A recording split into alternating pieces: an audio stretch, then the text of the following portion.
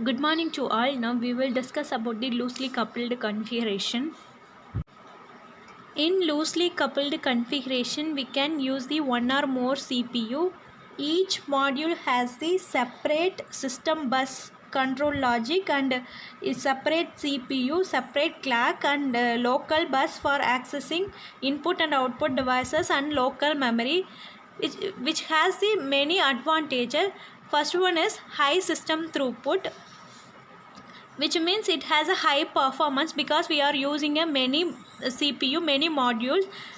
The system can be expanded in module form. So we already know that each CPU has a each processor has a each module.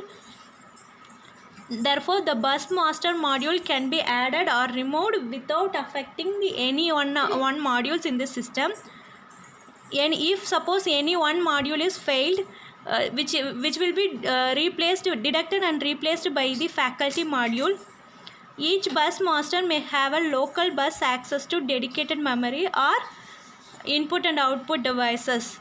So more than one bus master may have a access to shared system memory.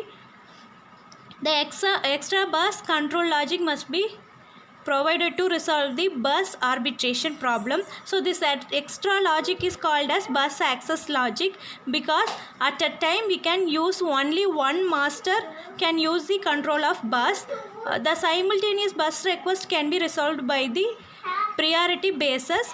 We have three schemes. First one is daisy chaining, polling and independent request.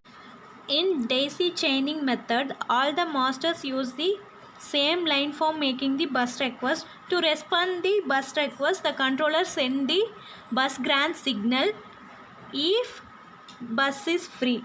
The bus grant signal propagates serially through the each master. If any one of the master blocks the bus grant signal, it activates the bus line busy, because at a time any one of the master can access the bus control. In polling method, set of lines are used to address each module. In response to bus request, the controller generates the sequence of module address. When requesting module recognize its address, it activates the busy line and begins to use the bus control. In independent request method, each master has a separate pair of bus request and bus grant signal. Each pair has a priority assigned to it. The controller includes the priority decoder. Controller itself, it has a priority decoder which select the request with highest priority and returns the corresponding bus grant signal. Here the synchronization of clock must be performed. Once the master is recognized that clock, the master will receive the common clock from the one side and pass it to the controller, which will derive the clock for transfer. Compared to other two modes, the independent request design is faster, but it requires move bus request and bus grant line.